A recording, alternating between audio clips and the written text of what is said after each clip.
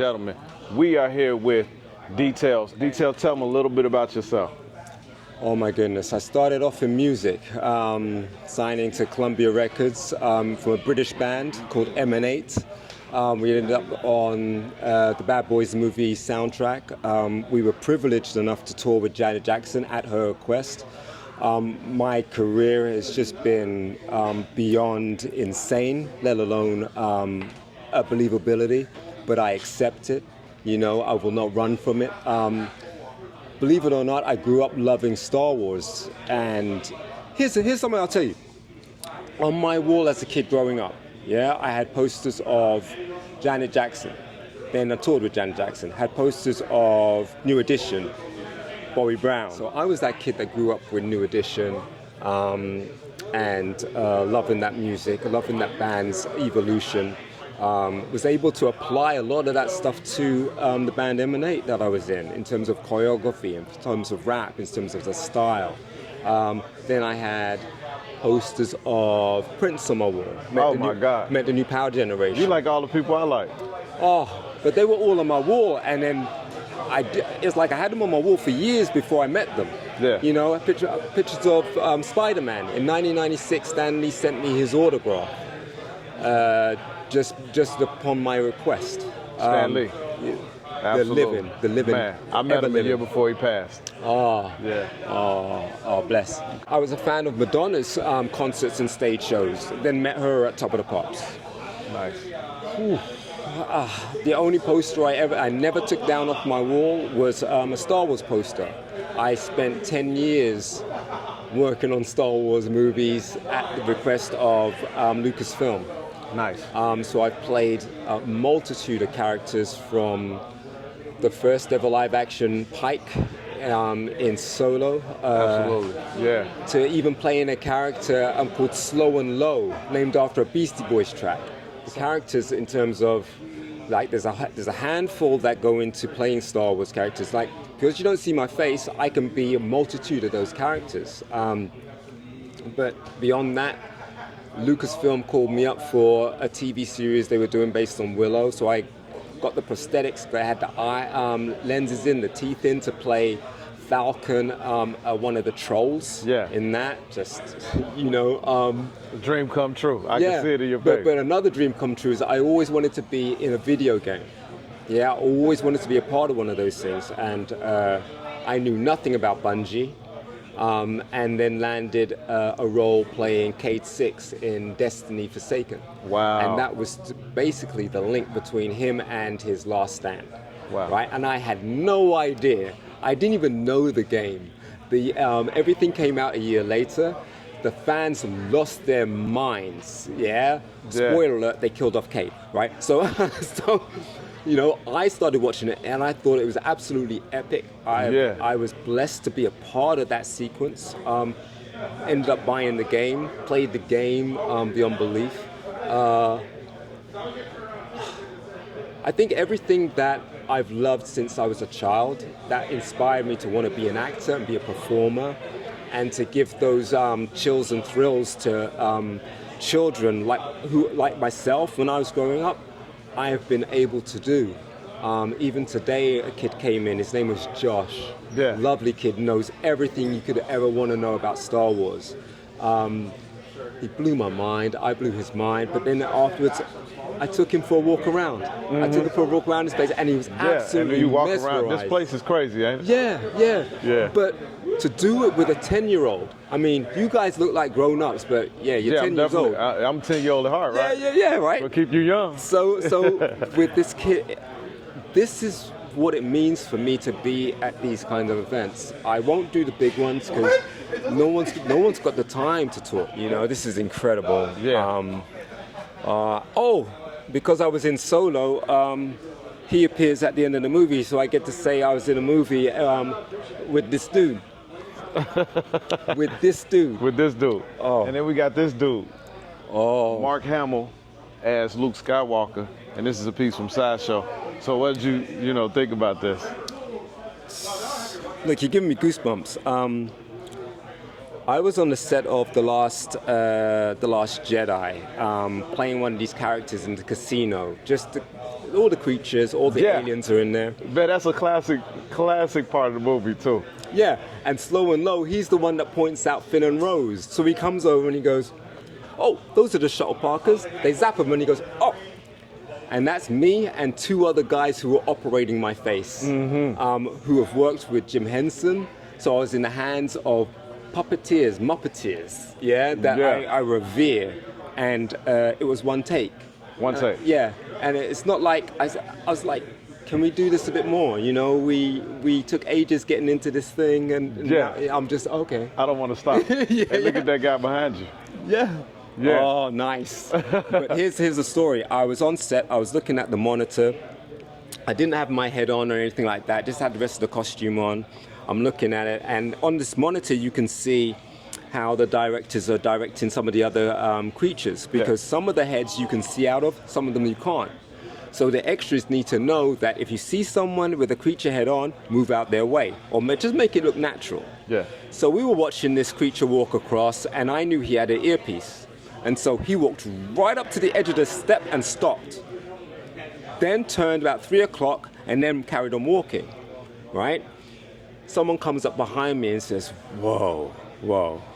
I look across and it's Luke Skywalker, right? Normally I can hide what I'm doing because my face is under a mask. Yeah. But this time I was kind of like, okay, I got to do my best acting here. I got to do my best acting. And so I literally explained to him what was going on the screen.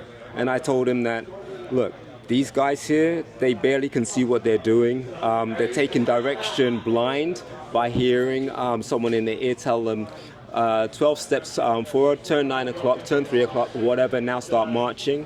And the trust that you've got to have with somebody in that situation is unbelievable. So the family and the connection between a performer and their operators is literally like that. Wow. You know, there's nothing I can take credit for without praising anybody who made or operated any of my suits. Amazing. But yeah, Mr. Luke Skywalker then said, wow, I wish someone would, I wish I had someone in my ear telling me what to do and where to go. And we had a laugh, and then he could sense everybody was watching, so he said, oh, okay, I'll see you later. I'm like, okay, cool. He left it, and I was like, yeah, it's him. It's that guy. Yeah. But you know, it's not Mark Hamill, it's Luke Skywalker. That's who I know. I'm on Star Wars set, so it's Luke Skywalker. I can't call him Mark Hamill. It's that. Yeah. You know, it's that kind of love. So anything to do with Star Wars, especially this era, this particular era is absolutely magical for me. Yeah, they do a great job with these sculpts too, bringing that nostalgia to life. Yeah, so but what it is, it's like whether it's Star Wars, whether it's Marvel, whether it's DC, whether it's Lord of the Rings, the people who are making it know what moment it is that has the most impact, which touched them the most. And if it touches them the most, it's going to touch everybody else. But it's the quality and the time it takes to make it, the love. I mean, look, there's a statue figure over here with,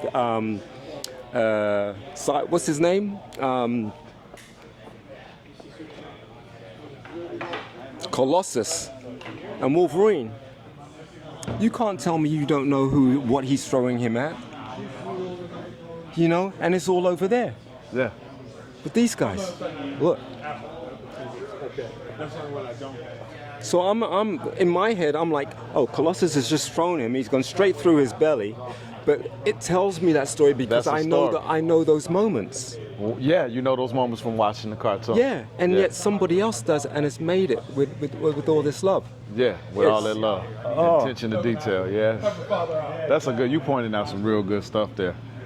Yeah, and in your world, bringing those characters to life, I would imagine when you're behind and nobody can see you, you're really acting, right? Like a lot of movement is going on. You're not just sitting there static. No.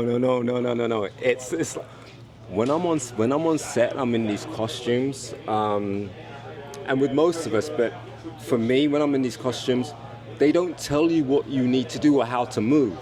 Yeah, if you know Star Wars, you know how to move. If you know how to for example, in Solo, there's a moment where Quay Tolsite is, he's dragged Kira into his office, and he's about to chain her up. He's already chained up Han and Chewie, and he's going to capture these guys, and they're going to be enslaved in his little empire he's got running. Yeah. And so they said, okay, what we're going to do, you're going to put your key in the door, and then you're going to turn it, and the door's going to slide across. And I'm like, yeah, that's Star Wars, right? So they said action, I went like this, the door starts closing, and I did this. Yeah, and these eyes that were lit up made that effect. Look, you can give directors their props, but when you know what you're doing, you're actually helping the directors out, and you're actually helping out the franchise, you're helping out the story. You're not doing anything other than what the part requires, also what the type of character requires. Even with his movements, they were very, very sweeping at times so that they would look and turn, and it was always into something. And then I was also lucky and blessed to get a little Hasbro character of Quay Tolsite made. But the blessing really was, well, the absolute blessing was the fact that he's quite rare. Yeah, not many people have Quay Tolsite, the first ever live-action Pike. I mean, I have one or two at home, but someone came by yesterday and I got to sign it, and I was like, oh. Yeah? Absolutely. But like I said, when I'm in these costumes, like for example, I know a couple of guys that have been in. I know Ian has been in one of these suits. But it's literally, I'm not acting when I'm in these suits. So you got to be in shape. Yeah. Well, let's put it this way. Look, there isn't much of me. You're a lean guy. Yeah. But I'm the same size I was when I left high school. Good. Right? I was born. So you can sustain being in those costumes for a longer period of time. Yeah. But it's like, that's one of the secret perks, right? Here's a secret. If you want to be involved in the CFX business and you want to wear all these costumes, the one thing that will ensure that there's a possibility that you can do it is not panicking, not having a panic attack, not getting claustrophobic. It's like claustrophobic, yeah. Stunt people, stunties, they tend to have panic attacks, generally because they're losing their complete peripheral vision and some of their hearing. And they need all of those things for their balance and for the artistry, whatever it is they need to do. For us, being this size means I can wear a droid suit. I born a droid suit, right? So it's a dream come true. Wow. I've been this size and weight since high school. I went for a period of time where I was thinking, man, everybody I know has put on weight. They all just, I need to do that. I tried weight gain powders and mixing it with ice cream. Just, I want to buff up, and wasn't happening. You were meant to be lean. Yeah, I went to the doctors. He said, your metabolism is he said you're the perfect size for your height and everything, and if you mess with that, you might not be able to get it down when it starts kicking in. So there was a healing process by getting these jobs, because the characters that I play have all been in pretty tight suits that they can expand and build upon on a set or in production. The next healing part was I went to the London O2 Arena when there was an exhibition on, and the exhibition was on one of the tiniest giants of all time, Prince. Mm-hmm. Oh yeah. And my favorite artist. Yeah. I teared up hard because of how small he was, how small this giant of a man this was, and it made me feel a bit more secure about my own weight, my own skill set. His skill set is beyond belief, and mine is my own to contribute to Star Wars. He never lacked any confidence, did he? No, no. And when it came to the ladies, man, oh my God. Well, We can talk about that all day. well, there's this thing, you know. We're talking about friends, but he had this balance where music transcends the spirituality of love. Yeah. So love is transcendable to the point where you love everybody. Yeah. Yeah. Within music. Yeah. Yeah. When it came to relationships with women in those songs, it was always about the highest form of true love. Yeah. Yeah. Adore. My wife walked down to that. Adore. Yeah. Batman soundtrack is off the chain. That had Party Man. Party Man. Arms of Orion. Yes. What's the other one? Scandalous. Scandalous. Talking about you and me. Yeah. Sweet. Yes. And listen, Yeah. I used to work at Wembley Arena before I got into all the acting stuff. So I would see all the concerts from all the artists. And obviously, I guess that's where I learned my trade to apply it to the band that I was in terms of choreography. We had 20 minutes for a full set. And our intro, I took was inspired by Prince's intro to Party Man. Yeah. Yeah. So in his new tour, it was the new tour that I saw 9 times working there. There was a part where the Game Boys that were with him, New Power Generation. You have clap, clap, clap, clap, clap, clap. All hail the new king in town. Yeah. And then Party Man starts. Man. Right? Man, what a Yeah. song. What a song. Our set, I had the lights coming on one at a time. Boom, boom, boom, boom. We did that walk. Gung, gung, gung, gung, Uh-huh. gung, gung. But then we broke down into our track. But you see the influences? Man, I'm seeing Rhythm Nation now. Yes. Yes. I love Janet Jackson. Yes. If I met her and she touched me, I'd probably faint. I don't really get too starstruck, but Prince, Janet, Michael, and then Michael Jordan, of course, probably I would. But Well, the yeah, thing is, the most Rhythm beautiful Nation. thing about meeting Janet was you felt guilty for listening or even hearing any jokes that were ever made about the Jacksons. Yeah, and you could see why, because they were absolutely lovable. They had nothing but love to give. They met you, they had nothing but love to give. Yeah, so that was. It was a big deal. It Yeah. was a very big deal. I made sure that I watched every single performance because I knew I was going to have to rely on this years to come. You know. Did you meet Michael? Michael didn't meet Michael. Met 3T. Met his mum. Met Jimmy Jam. Met Jackie Jackson. Yeah. All on that tour. Yeah, like, you know, I can still give a shout out to 3T and they're all cool. You know, it's that type of stuff. Oh, man, You had a good life, brother. Yeah, man. And that's a lot, man, to be able to be around that and be involved and be a part of it. Yeah, I can imagine that's an exciting life to live.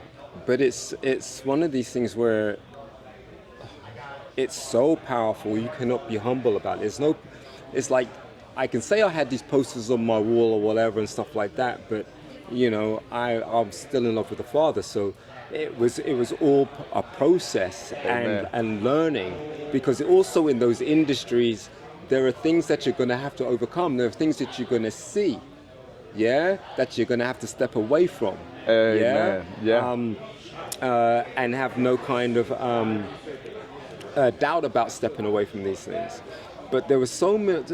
It felt like there's so many blessings being poured upon you that all you can do is be sincere to your creative process to be able to contribute. Yeah.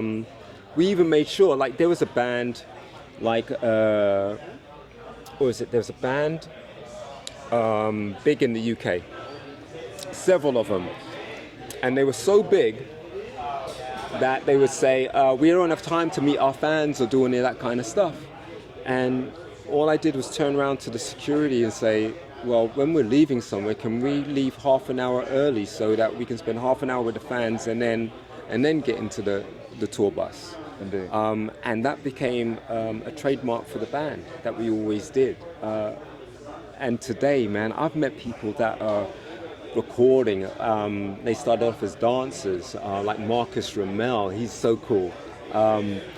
and he's now recording, but he was inspired by M&A and what we did. And all that we really and truly wanted to do was it inspired everybody to say, well, look, if we can do this, it means it's not impossible. If it's not impossible, then just hold on to it. And there's no way you can tell somebody that and expect it to come true and come through for them. You're hearing back from them saying, look, you changed our lives and whatever. And even if it's one or two people that say that, it's just like, yeah, it touches you. It's a special moment. When it comes to the type of acting you do, you call that CFX. Yeah, that's creature effects, which is separate from visual effects and special effects. With creature effects, it comes down to practical effects, what you can wear, how you and what it takes to carry what you're wearing. Some of it might just be clothing, some of it might be a head, some of it might be a head with mechanics in it, which can always affect whether you can see, whether you can hear. If you can't see and you can't hear, you've got someone in your ear telling you where to go, and you're playing that trust game. And yeah, the trust has to be there, otherwise you can go off the reservation. Indeed. All right, man, I appreciate that. Dee Tails, Fatal the Collector, signing off. Peace. Peace. Yes, sir.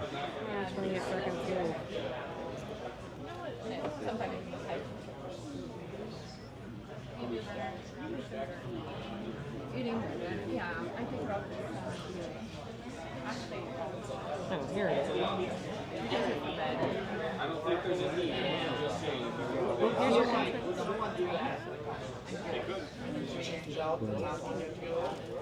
Beautiful signature. Oh, man. That's for you, yo. Yeah.